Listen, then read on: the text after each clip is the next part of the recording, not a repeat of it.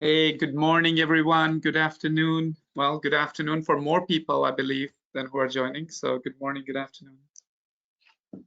Good morning, Solange. How are you? I'm fine. How are you? Good. Hey, good afternoon, Neha. How are you? I'm doing great. How about you guys? Doing well, thank you. So I think we are waiting for a few more seconds, and we'll get the webinar going in just about under a minute. So I think really looking forward to this conversation, Solange. Absolutely. Thank you for taking that time out, Solange. It's what I do. Solange is extremely generous with her time. Every time I've tapped into her, for many different things, it's just a pleasure. I think Neha, we can go ahead. It's 11. We can go ahead. Good day, everyone. Welcome to the webinar, Crafting Winning Project Teams, Keeping Competencies and Availability in Mind, Thursday, February 8, 2024 by ClearHR, a global software which automates your HR processes. My name is Neha Berry, and I'm the HR Solution Consultant at ClearHR. Thank you for joining the live event today. And we are happy to have all of you here. So thank you once again. So let's quickly walk through the agenda and meet the panelists. First on the list of the agenda is the overview of team formation and sustainability importance. The idea behind is to understand that teams are systems and the benefits of strategic team formation. Next, we understand the competencies and mapping the availability. Then we address the challenges involved, and we emphasize ongoing assessment and adjustments. Finally, we encourage a culture of learning and adaptability. So please use the questions box to ask questions during and at the end of the webinar to make it more fun and interactive. So give me a moment to appreciate the panelists. Introducing Dr. Solange, she is the CEO at HCM Moneyball and is the adjunct professor, over 30 plus years of experience in a senior role at Hay Group, EY, TP, AAA. She is a seasoned CHRO to 3 global organizations, which marks as an authority in human capital. She is in corporate governance and a board of director to public, private, for non-profit, profit organizations, and a member of higher education sectors. So we welcome you, and she has authored Humanizing Human Capital and has earned acclaim, not only in her academia, but also in common practitioners alike. So thank you for taking that time out and spending it with us. Pleasure to be here. Thank you. I want to especially call out the book here. The Solange's book is phenomenal. You definitely, if you don't have a copy of it, I would like to suggest that you should better get a copy. And and all the different things that Neha mentioned about Solange's experience goes so many different companies. And I think, Solange, if you don't mind, if you can also tell a little bit about your teaching experience, which is at multiple universities, including Columbia, including please, Solange, if you just highlight that for a moment. Sure. I'm an adjunct professor at 4 different universities, for 3 of them, NYU, University of Southern California, and Columbia. I teach in the Masters of Human Capital Management program, and at University of Washington, I teach in the Masters of Information Technology program. And I teach the hard science side of human capital. Believe it or not, there is a hard science side, and that's what I focus on. So my focus is to teach human capital practitioners and future leaders financial literacy and data analytics. And that's basically my contribution to the future of the human capital profession. Really great to have this. Really great to share this panel. Yeah. Okay. Moving on, we have next panelist, Dr. Amrinder Arora. He's the co-founder and CEO at ClearHR. He's the tech visionary with 20 plus years of experience spanning both commercial and government sectors. I think our audience has seen me way too many times. I think they probably don't. Hi, everyone. And it seems that we also had another panelist, Andy. Apparently, he's not able to make it today, but I think we'll do our best to entertain you. So Okay. let's go ahead. Okay, so moving on, we have the introductions. So I'll hand over to both of you. Great. Sounds good. Thank you. So I think here in this webinar, keeping it very simple, very brief, what we want to really focus on is on the creating the project teams part of it. As you all know, Clayjar does a lot of other things, performance review, goals, OKRs, onboarding, hiring, candidate screening, all of those things. We're not covering any of that today. So if you came for any of that, you're in the wrong webinar. There are other webinars. Please attend other webinars, and Neha will send you the link in the other ones as well. So today we're hyper-focused on the project teams part of it. We're not talking about employee records. We covered that just last week. But today we're just talking about the project teams here. So as you already know, if you're already using this particular module within ClayHR, or you came because you're exploring ClayHR, or because you are in general familiar with project teams and you just want to take away the best practices, that's great as well. Solange will be sharing a lot of other ideas on how to best do it. Even if you're using a different tool, that's perfectly fine. But just as a quick context, within the ClayHR, sorry, could you go back to the, yeah, that's fine. If you go to the next slide, I can just talk through that too. That's fine. As you know, in ClayHR, you have a comprehensive view of the project. So that means you have within a project, we're focusing just on the project team part, that you can look at your current team. You can look at their availability Gantt chart. You can look at how the teams have changed. You can look at the user plan. You can look at the gaps, etc. And if you go to the next slide, just to make sure that we're all having the shared vision here, and you can kind of easily map people to, okay, this person is going to work on this project from this time to that time. There's the billing component to it to make sure the right project invoice gets generated. We're not focusing on that today, even though the invoice generation piece, even though the fact that what billing rates you're going to assign are going to have an effect in you creating a successful project team, because obviously the purpose of a project is not for you to lose money. So that is a role. We're not focusing on all the different invoicing and the billing category kind of settings here today. We're leaving that aside, but we're trying to focus a little bit on what are the right team members here. And if you go to the next slide, Neha. Again, as you may already know, inside the ClayHR project team, you can actually see where the gaps are.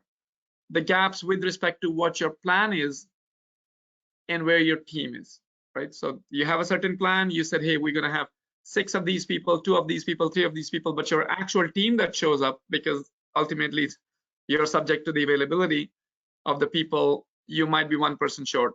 Or you have another person who is staying on longer because now the customer has asked you to stay on longer, but your project paperwork still shows that's only 4 people, but actually you've been asked to do 4.5. So the ClayHR system as a system will allow you to have gaps that are positive and negative, but of course you want to eliminate the gaps, because that means you are either understaffing your project or you're over allocating people who shouldn't be there. So that's kind of what you as a project practitioner have to do. But from a systems capability perspective, I think we're all on the same page. And now let's go to the next slide here. Now, what we want to shift the conversation is not so much on the software capabilities.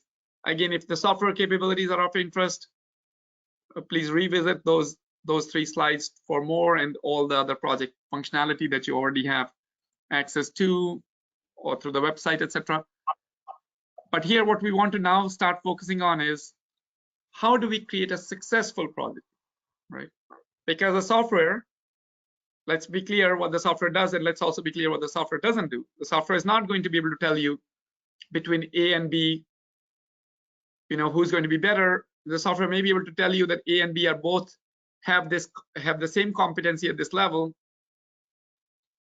and then after that, what? So I think that's what I want to just open up to. Solange, if you want to add a little bit, otherwise we'll go a little further. So let me just give you a little bit of background, since we didn't cover this in the introductions. I have a PhD from Case Western Reserve University from the Weatherhead School of Management. So my PhD is in, it's actually in, the title of it is Designing Sustainable Systems. And that's not green That's not anything about the environment. It's really about looking at how do we create systems within organizations that help them be not only successful, but have sustainable success.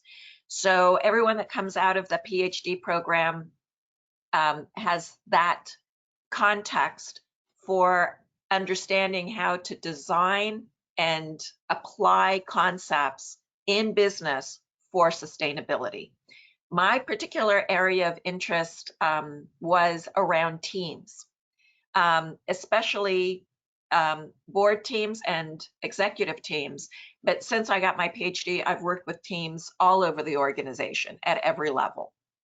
And the idea is that teams are systems.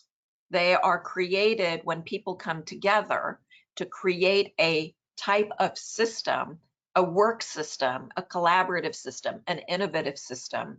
And the big shift in thinking is that it's not just the aggregation of individuals that we need to look at, but what those individuals working together create.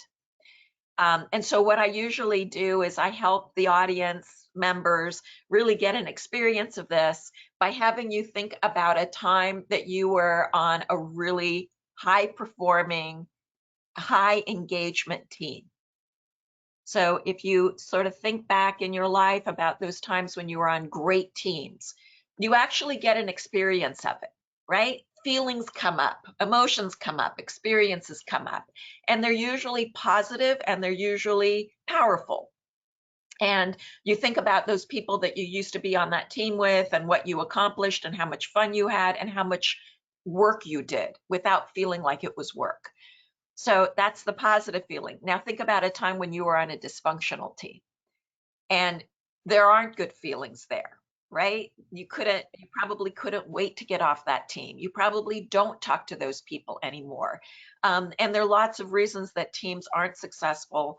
They're either didn't produce the outcome that the team was supposed to produce, which we call productivity, or they didn't create an environment where the individual felt empowered, felt engaged, felt connected. And we call that positivity.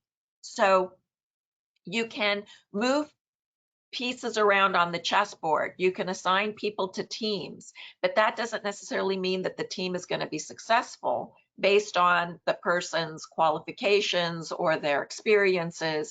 What really makes teams successful is the white space, or the interactions between the team members to make them work effectively or successfully together.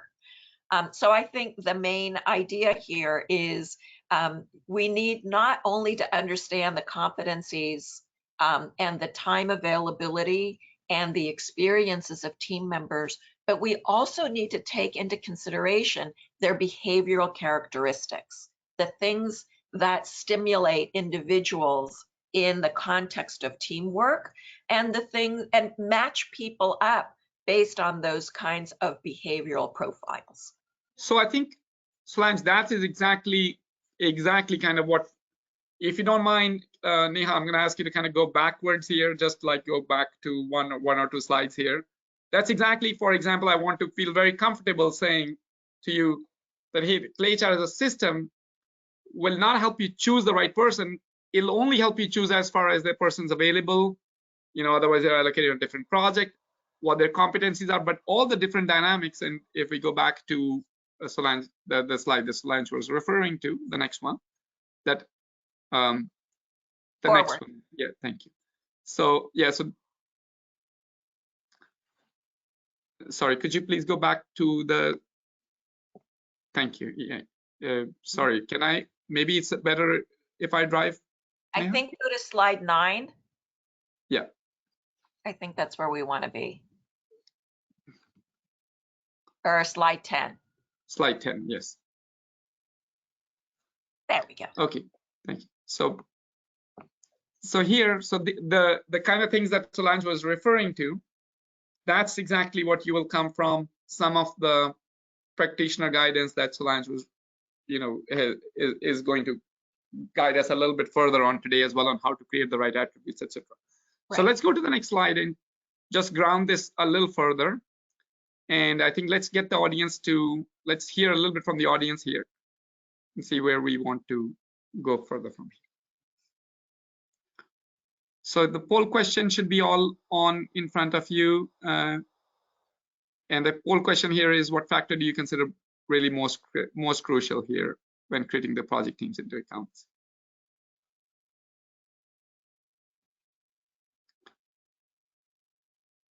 And let's give the audience 20 seconds to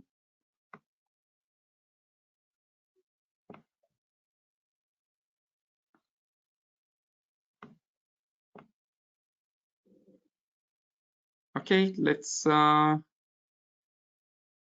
should we close the poll in about 5 seconds? So if you have not yet voted, please go ahead and take your vote, and maybe we'll give one more minute or a few more seconds for somebody else to poll in here as well. So if you're trying to just poll the question here, you should see it and go ahead and take the, okay, I think we can go ahead and share the results here.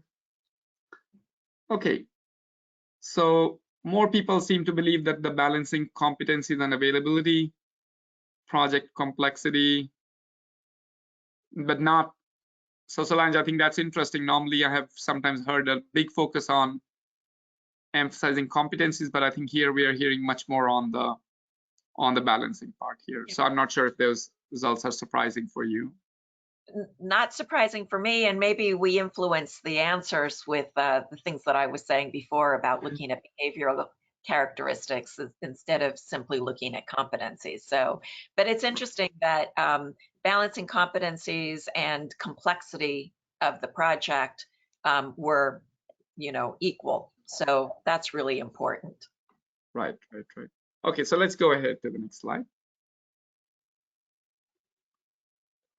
Okay, go ahead. So I'll talk a little bit to this, and it's unfortunate that Andy couldn't join us because this is really what his book is about. But let me just run down the competencies that make for the building blocks of effective teams. And Andy would probably say, because he said to us yesterday on the prep call, that communication skills are probably the key competency for effective teams. That if the leader isn't communicating effectively with the team members in terms of the expectations and in terms of the culture and the unwritten rules, and the team members are either not communicating back to the team leader or to the team members, the team will not be successful. And if Andy knows anything about if anyone knows anything about successful teams, it's Andy. He wrote the book called Teams Win Championships. Teams Win Championships. And it talks about his success and his experience in managing teams. So first and foremost, it's having open communication. And in fact, communication skills are part of the behavioral matrix of the things that I studied in my research that drive effective teams and successful teams. And you can see the other competencies here, adaptability. Oh, Andy, he's here. Bravo. Sorry, guys, I'm so sorry, but sometimes things happen in life, and I'm just happy that I can join you now. So I apologize. Really. Coincidentally, Andy, we have running into some issues I could not solve in another way. So we have given you the perfect intro, Andy, and I think we were just on the slide that I think you may want to add to that. But yeah, we have just given the audience a little bit of an introduction. So Andy, if you would just like to, and we were just talking about your book, by the way, so if you would like to go ahead and take a few seconds on this slide, I think we'll then come back to the same topic. Of course. I think this slide represents, quite a nice framework of skills and competencies. And in our book, Teams Win Championships, we really worked a lot on leadership skills, importance of leadership, what the leader means to a team. It's communication skills, we call it the oil for a well-working team. It really lubricates and makes that the team really works smoothly together and is not stopped dryly. If there's no oil, the motor doesn't work. So that is the oil of any team. And finally, problem solving, conflict resolution is always about honesty, vulnerability. Vulnerability is very important also to be open to, well, to recognize that you're not always right, and then really listen to the other people to make things move forward and solve conflict. These are my takes on this slide, and I wanted to share that with you. Cool. I think, and maybe we go to the next slide here, but I will mention one thing here in conjunction with this one here is that just within from a software perspective, from ClayChart perspective, you can have all these different skill types, and those are usually the common different skill types that we will see. Within that, you will have those skills, and within those skills, you'll have the people assessed for those skills. Now, it often happens that when the project team is being created, the reason these competencies that Andy referred to, they are more important than it may look at the surface is because when the project has a requirement, it usually is articulated to the project admin in terms of the technical skills only. From the customer's perspective, they are thinking of this as a technical skill. They are not going to backfill these 9 other skill types. So you may say, hey, yeah, okay, we already handle the skills, and we already have ClayChart is already going to manage the skills for us, is already going to match, which is true, but it's not 100% understanding of the same truth, because a customer gave you the technical skill and you map that, but what about all the other skill types? You have to kind of do that yourself. When you're trying to create the project team, you have to kind of put that yourself to supplement those other hard, so in a way, the hard competencies that the customer says, hey, this person does not have this certification, so we can't even take them on the team. Sure, you do need that, but you also need these things to kind of win championships. So let's go to the next slide, and I just want to again ground the audience, make sure that everybody is. So as you know, in ClayChart, you will kind of see, okay, which projects are, which people are, so people are allocated, available, so you're not kind of double booking people. Sure, we understand that. And if you go to the next one again, then you can kind of see the gaps and you can see the skills.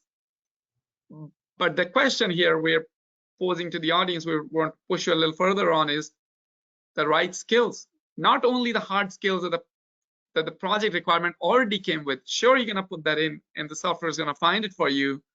This person has it, this person doesn't, but all the other things, that's where we want to go next. And let's go to the next line where we want to go into kind of Solange and Andy, like how exactly should those things, those behavioral aspects be covered? Right. So these behavioral aspects of the team, in my research, we looked at different types of behavioral aspects. So the first one is team dynamic quality. And the reason that I studied teams is because my mother used to say 1 does the work of 1, 2 does the work of 3, and 3 does the work of 7. That there is something where you can leverage the energy and the skills and the competencies of people in a team setting to actually create more productivity and more positive experience. Because, you know, face it, when we work with people we like, it's so much more fun to go to the office than when we either work by ourselves or work with people that we don't enjoy. So as managers, maybe we have an obligation to make sure that when we put teams together, we actually pay attention to these behavioral aspects. Some people call it fit. What I studied were these 3 big chunky areas that have measurements underneath it. So the idea behind my research was to take team from the world of subjective or qualitative and ground it firmly in a quantitative and objective measurement system. And what we're measuring in team dynamic quality is what some people call the white space between people. So how do people interact with one another? And some of the things that we measure there are engagement, active listening, individuality, relationality, how people relate to one another, understanding whether or not, I don't know if you've had this experience, you talk to somebody and just feel like they're not on the same wavelength. So we want to measure the different types of understanding competencies, action, the need for action, the need for planning, power and influence in terms of democratic versus autocratic decision making and how that resonates with people, and a measure of openness. And in team agreeableness, we're measuring what Andy was talking about, some real foundational behavioral attributes around trust, morality, modesty, altruism, team-mindedness, and the need for personal benefit when you work on a team. Because the trick of team is that the individuals need to give of themselves. They need to give up their own personal agendas for the benefit of the team. But that only works if the individual believes that the team as a system will take care of their own needs, of their personal needs. So you give yourself up to the team with the expectation that you will get something from the team that will benefit you personally. Because if we have a lot of people on teams just saying me, me, me, teams don't work. Yeah. And the third measure is around the team's ability to apply the skills and knowledge of the team members, to pay attention to quality, to be innovative, and to have this belief that the team can be successful, which drives team success. So when you look at all of these things together, they describe a high-performing, high-successful team. And Andy, I don't know if you want to comment on your experience with this measure of behavioral aspects in your work. Yeah, absolutely. I remember we did that as an exercise with my sales team in Teradata. So we took Solange's approach to measure the unmeasurable, because she said it is, she does measure subjective, qualitative success factors, and she's able to turn this into something measurable. So she's able to define the level of performance the team has versus the potential the team has. And that was absolutely, well, it was astonishing, because it was really reflecting what we were, because we did not tell her how the team performed. We ran the test, we knew the performance of the team, we had a result, but we didn't tell her. And the team answered the questionnaire, and it just absolutely nailed it. Yeah, it nailed it. And we had still a gap, which is beautiful, because if you figure out a gap between, our team was a high-performing team, but there still was room for improvement. So the measurement, what Solange's methodology provided, helped us to understand where we were as is and where we can get still. There was still a gap, there was still room for improvement, which is fantastic, because it allows you to measure these soft skills, things that are difficult to grasp, and measure it really in a number, and show the team and the leader what can be improved. And it was fantastic, really. And usually the feedback that I get from teams that I work with is that they finally have a language to use to express the experience that they're having on the team. Because an experience is something that you feel, but sometimes it's hard to articulate. And what this does is it helps team members actually articulate what they're feeling, which makes the team even more effective, because now you have a language to communicate with one another about your experiences. And Solange, on that note there, and I think Neha, we may also be ready for the next slide here. It's like, if you go to slide 16 also. But on that note, Solange, like within the Clayjar, what we often see is customers doing is that in the projects, not only after you cross the teams there's a section for project assessments, which you pair with the Clayjar surveys. So where you're surveying the team, hey, what do you think is your project on track? Do you think your project is making an impact? Where all the team members are kind of able to give their take on it, which then combined with the other project indicators, such as, there's a direct indication that finance has, okay, all the project payments are on track. There's a project manager's indicator. There's a customer's direct indicator saying is it red, amber, green, whatever it is. So as with those things together, when you put together that thing, you're actually able to get a pretty compelling sense of saying, hey, either there's a dissonance Mhm. or saying, hey, all the people are saying the same thing. Another point I want to make, Solange, before I ask you to take this slide head on, is that many times people do ask, because the project service automation, project resource allocation piece is not a common piece in all HR systems. In fact, many of the HR systems just don't have that. They just don't get into it. But one thing that we have often heard our customers say, and that's the reason this exists within HR, is they say there's the, that this is a very HCM centric portion of it.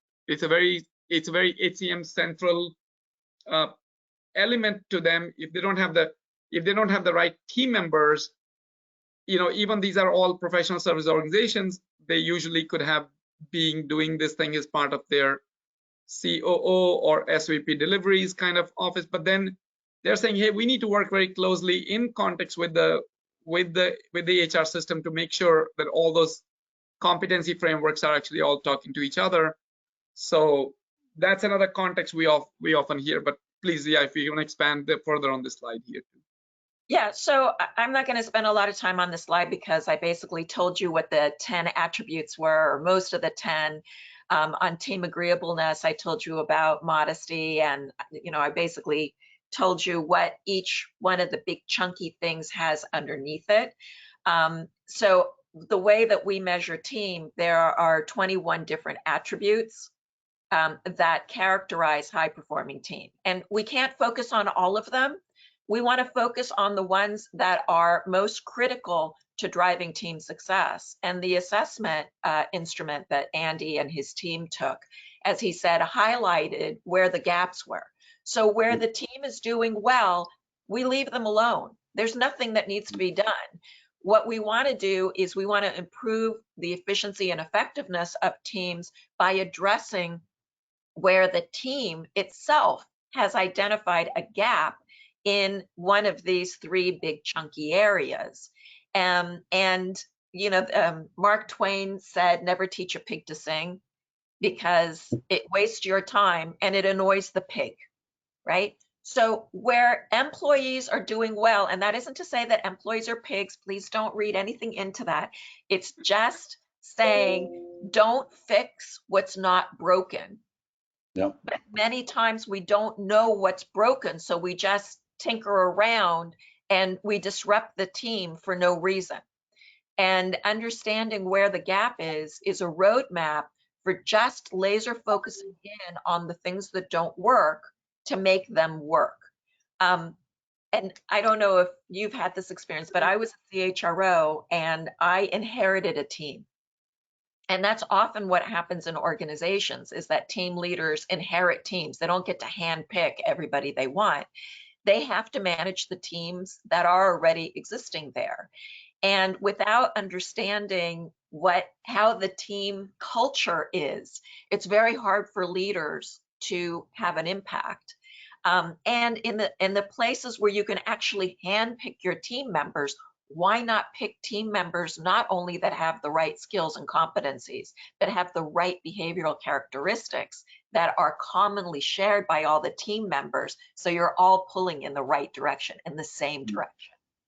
Yeah, super.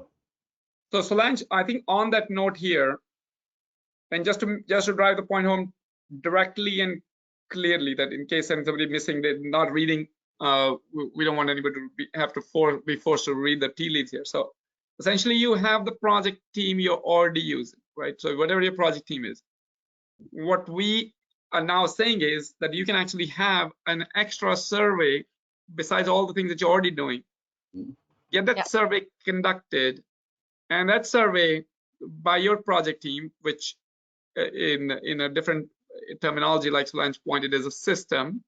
So have all the team members take that survey, and then from the survey results, you'll learn something very insightful. So what the contents of that survey are and what exactly that you will see, that's kind of what Solange was just referring to as a particular methodology. But that's kind of really what we are suggesting here as a possible next step. I mean, you're obviously doing all the different aspects to it, but this is a bolt-on that can then take the same project team to again to a different level, highlight what exactly you think needs work, so you can kind of work. There's one thing I wanted to add to this. Think about long-term projects, 1, 2, 3-year projects. What is important is that teams change over time. And if you just imagine you have 6 people in a team and 2 people leave the project, you have to reassess because the team is reassembled. They have new people, they don't have the mindset, they don't know what have been agreed, they didn't run through the survey, so you have to do the survey again. That is something you have to take into consideration. The team dynamics, changing teams, that happens to my sales team. My sales team is not the same as it was when we run the survey with Solange. It's a different team right now. We would have to go through the same survey again to see where we are, what are the gaps, because they will change as the team members change. Super important to reassess, not just, this is not you do it once and then it's done. You have to do it every time when it's necessary. But it means when the team changes, you should reassess. If 25%, 20% of the team changes, you should reassess because it will have a massive impact on how the team will perform and the gaps will be different. Yeah, it is a dynamic system. And one of the things that we have used this system for, this assessment, is to identify the right people to bring onto an existing team. So I've used this at the board level where board directors were being evaluated for their fit to a seated board. And what we want to do is use this as a data point. It's not the end all and be all. It is a data point to help inform decisions. So we want to bring on people who share the same aspiration in terms of team dynamic quality, or TQ, team intelligence.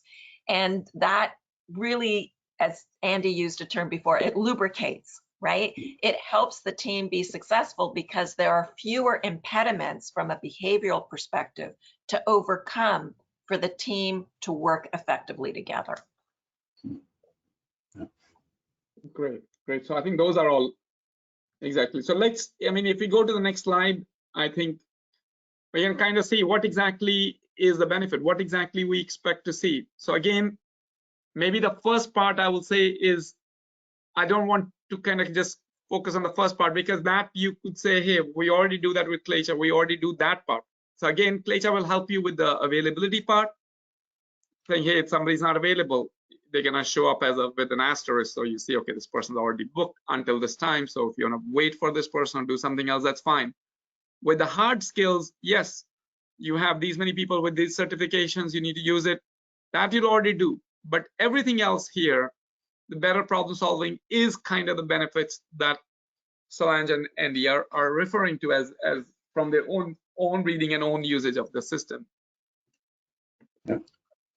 I mean, I really want to stress again communication. I mean, the better you communicate, the more transparent and clear you are with setting on goals, objectives, talking through milestones, have a good cadence of communication. Clarity here helps a lot to keep the team together, to have a good dialogue, and really make the team run forward smoothly. And if you have the assessment from the beginning, as we discussed before, provided with Solange's methodology, you can talk about these things with the team. So I think if you look at that list, optimized skill utilization, well, that is something that's more hard skills, but we also have to consider soft skills, how people talk to each other, how they listen to each other. Soft skills are very important here. It's not only how you code, how you write, and how you present. It is how you listen deeply to the people when you're in a team meeting, be present, so deep listening. Well, that is a totally underestimated skill. Listening is one of the most important skills for teams to perform. Active listening. And that brings us to enhanced collaboration. The better you listen, the better you understand, the more you can collaborate, of course. Yeah. And that brings us to productivity, which will increase the productivity and problem solving. So there's a lot coming from active listening, deep listening. So that's one of the key skills I would like to stress here.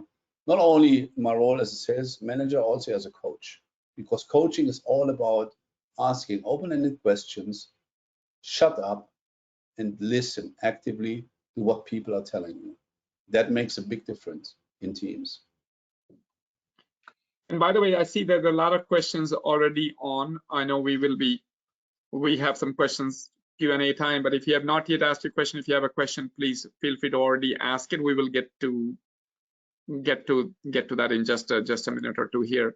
One question that I do see, Solange, that I think is already very relevant to the point that you were making is somebody's asking just for almost like an example, the alignment of competencies and availability as an example that you say. And thank you, Jennifer, for asking that question. Have you seen like sorry, Neha, do you want to do the poll question first? Let me go to the poll question first. That's okay. Let's go to the poll question. Then I will ask Jennifer. I will come to your question right after this one. Go ahead and put the poll question on first.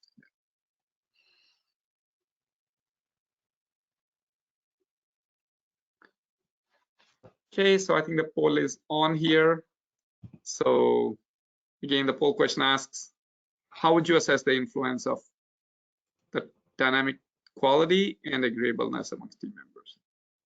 And let me just give you a little bit of context, because I don't know that everyone's paying attention so closely, not listening to Andy's advice about deep listening.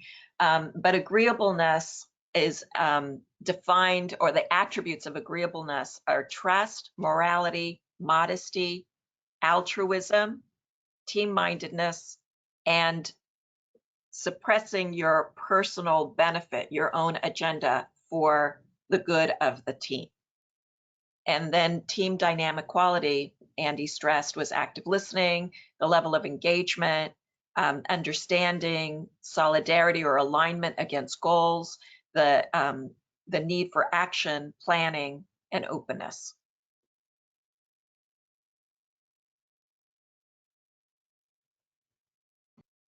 Some more seconds to go. Okay, so we close the poll. And let me share the results.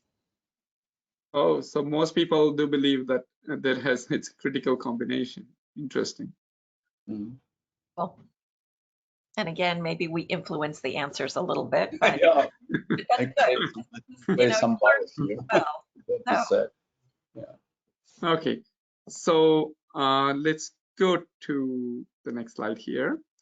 I think the question that I was going to ask from Jennifer that was on here, and I will go take this slide, but I think, Solange, because the question all seems to be kind of so relevant, Jennifer is asking sort of an example of where you saw that the alignment of competencies and availability made the project successful versus sort of the alignment, there was not alignment on competencies, made it go well. Yeah. And Andy, you're welcome to chip in as well.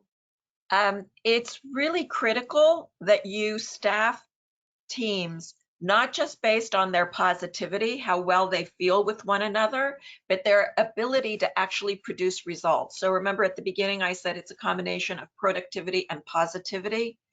And here's a simple example. You can have teams that have a lot of positivity. They feel good together. They have great dynamics, but they're not able to achieve their desired outcomes. They're not able to get the work done or the product that, to create the deliverable that the team is supposed to create.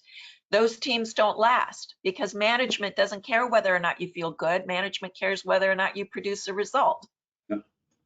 On the contrary, teams that produce results but have no positivity, they also are not sustainable, because even though you're producing results, you are not having a great experience on the team.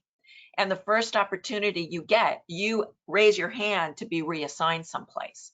So to really achieve those great outcomes where people feel good, right? They have good employee experience, which leads to higher levels of productivity and longer tenure, right? Those are measurable outcomes.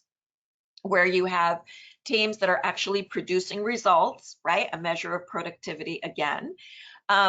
You need to have a balance between productivity and positivity. And you can have teams that like each other and get along well, but they don't have the skills or competencies to do the work.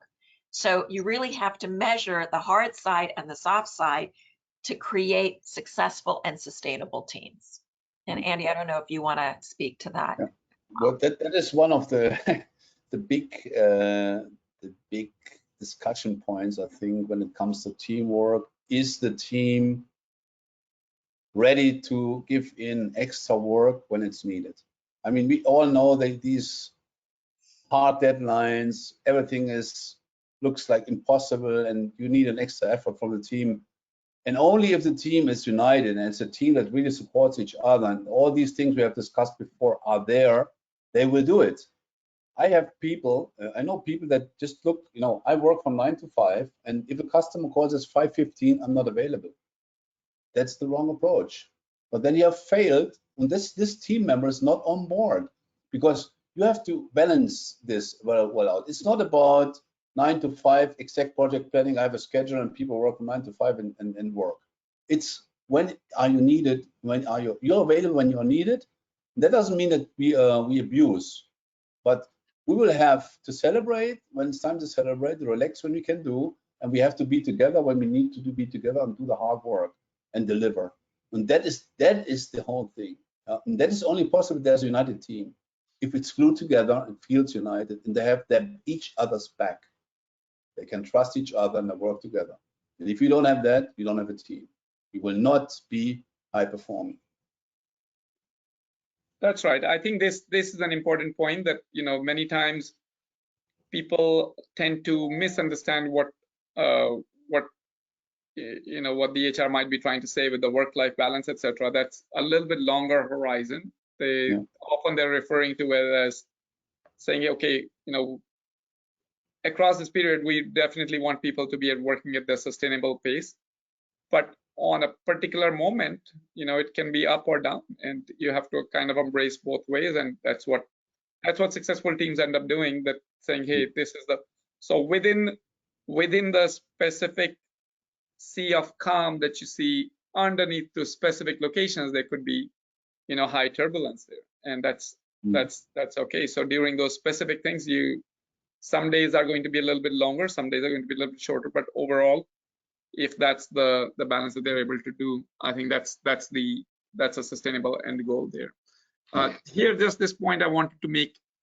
This is mostly from a system perspective.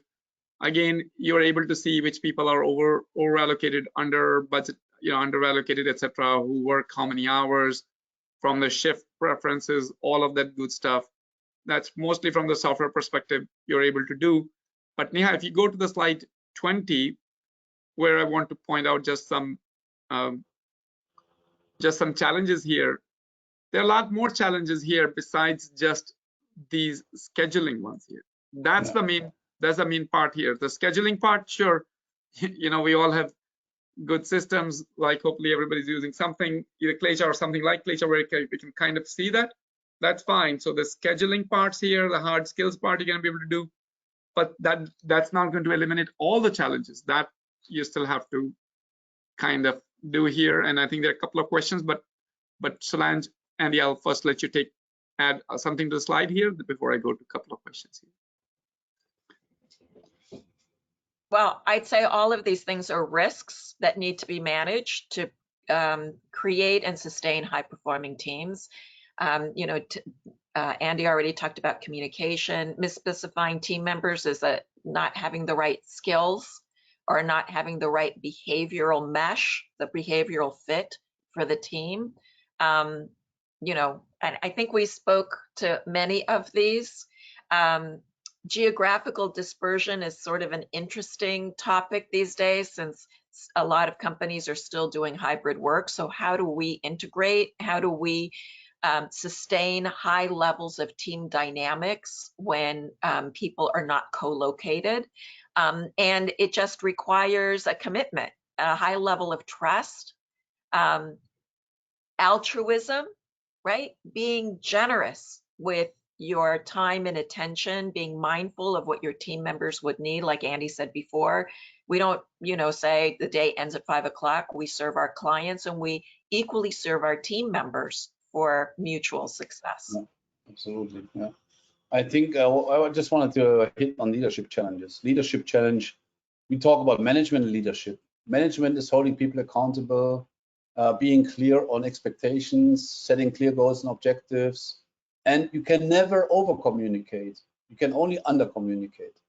It's never bad to tell people the good things 2 or 3 or 4 or 5 times. But if you don't tell them often enough, then you have a problem. So you rather over communicate instead of allowing misunderstandings. Clear, often communication is super important for a leader. And keep holding people accountable does not mean micromanagement. It means have a clear cadence to go through the objectives, make sure where we are. Are we hitting our milestones? Are we behind? Are we ahead? To just be clear and be the North Star for the team. Leadership is that it's holding both people accountable, which is more management, and also being the North Star of the team to show where we're heading. And that is success. Leadership is crucial in project management. Exactly. And I think, Neha, I know we had another poll question we're going to finish at, but I think we probably, if we want to take away some of the Q&A from the audience, I think we can skip the poll question. Let's go directly to some more questions I'm going to pose here. So we'll skip the poll question here. Let's go to, so one question here. I think Jennifer's question you already got. So here's another question here from, so essentially the question here is, thank you, Kevin, for the question. Basically, the question is on a large project, high complexity project, do you have to adapt your approach? What do you do differently? So I guess, you know, the approach that you're going to take for a 100 people project might be different from a 10 people project, but I'll leave for you guys to kind of address. Well, Andy, why don't you start? Well, look, 100 people is a lot. So I don't know anyone who manages 100 people directly. So I guess you have like, you're the program manager and you have project managers below. So you are the manager of the manager, the coach of the coach. You have to make sure that your first line reports do what they have to do. What I just said, keeping the team members accountable, making sure that they're the North Star, make sure that they're on track, communicate, and that's what you have to do. So 100 people is, you never manage 100 people directly. I doubt that you have that. So if that is your issue, well, you have to really have a second line of reporting to manage these 100 people in the second line. So you should not have more than 6 to 10 people in a direct report. So you need 10 managers here to manage this properly. That's my take on this. And I can tell you from my research that there is a relationship in terms of the quality of the team that cascades down the organization. So we studied board teams and their respective C-suite teams, and we found that 75% of the time, the quality of the team dynamic quality, was shared, 75%. Only 25% was it mixed. So if they have bad team dynamic quality in the boardroom, 75% of the time it'll be bad dynamic quality in the C-suite, or good and good. And that's because there's usually a shared person on the team. So for board teams and C-suite teams, it's usually the CEO. And when the CEO experiences good team, he is not willing, good team in the boardroom, he is not willing to tolerate bad team amongst his direct reports. And the direct reports have direct reports who have direct reports. So the idea of team dynamic quality and economic contribution, you know, value creation is cascading. So if you have great team, if you have 100 people that you're managing, and as Andy said, you probably need to have one leader with maybe 10 direct reports, and each one of those direct reports has 10 people underneath them. And that's, you know, those are big teams. You need to make sure that the top team has great team dynamic quality, because that cascades down all the way through all the teams. Got it. So I have another question here. I think it's probably partially systems question, partially I think the practice question here. And Lena, who asked the question, apparently has since left, so hopefully she'll see it from the recording. So we'll answer the question anyway, since I think it does apply. It says that what role does the ongoing training and development play? So in enhancing the competencies and the project team. So I think from a system perspective, quickly, I'll mention that as we have covered maybe a webinars 3 or 4 months back, was that when you see the the competency roadmap, your career pathway, etc. You can see what exactly you need to, what are the competencies that you need to enhance. And then the system helps you find the right learnings to get there. But in the context of the project, the system doesn't quite follow the same methodology. Rather, it kind of follows you, either you're accepted in the project because project is short term, you're trying to staff right now, not so much in terms of the evolution as a career pathway there. From a systems perspective, that's what I would say, that that's what it does. But from the practice perspective, what would you guys add to that? So I'll just address this really quickly. I think that skills are learned. So you can learn how to do certain skills or competencies. But when it comes to behaviors, they're coached. So you need a good leader or you need a good coach to help you understand how others see you, how you see yourself, and how you can shape your behaviors to be more effective in any cultural context, in any team or group context. So I don't think people can really learn how to be engaged or learn how to feel solidarity with someone. I think those behavioral attributes are better coached than taught as informal training. Yeah. Andy, what do you think? Well, I think this, again, the leader is important. So what I just wanted to recommend anyone on this call who is a project manager, project leader, that they should consider doing a value evaluation exercise with their teams. That they really use a democratic approach. That's what we did in Teams Win Championships. That is what I did with my team, Pulsar, back in 2019, when we were brought together. So the first thing I thought, how do we make sure that we have an identity, first of all? So that was a team that was just thrown together, Benelux, Belgium, Luxembourg, France, it was Spain, and I had like 6 people from different countries. I did not know, and so the first thing I have to do is to make sure that we are one team. So the first thing I did, a value elicitation. So you create the culture. That is a democratic exercise, and you just let people choose the values and principles, how they want to be ruled, and that creates incredible power for everything else, and it creates a safe space we all want, that this team becomes a dynamic team. And that was that was the reason why we were the best team in 2019. Totally new team. At the end of the year, we were the best team in the world. Unbelievable. It looks like a miracle. It was not. It was just doing the right things the right things in the first place. Value elicitation principles, mission. Who are we? What are our guiding principles? We vote on this together democratically. It's not a top-down approach. It's we do it together. You have a vote on it, and then you're part of it. That's a big difference. Yeah, there are quite a few other questions. We won't get through all of them, I can already see. So we'll probably quickly just take on one more question here. There's one question is, Gerard is saying 2 questions, but we'll take one is, how do you find the right team members? I think just from a systems perspective, Neha, if you go back to slide 9, I believe, we go back quite a few slides here, slide 9 there. Yeah, keep going back. I think right here, yes. So basically, yeah, this one, slide 9.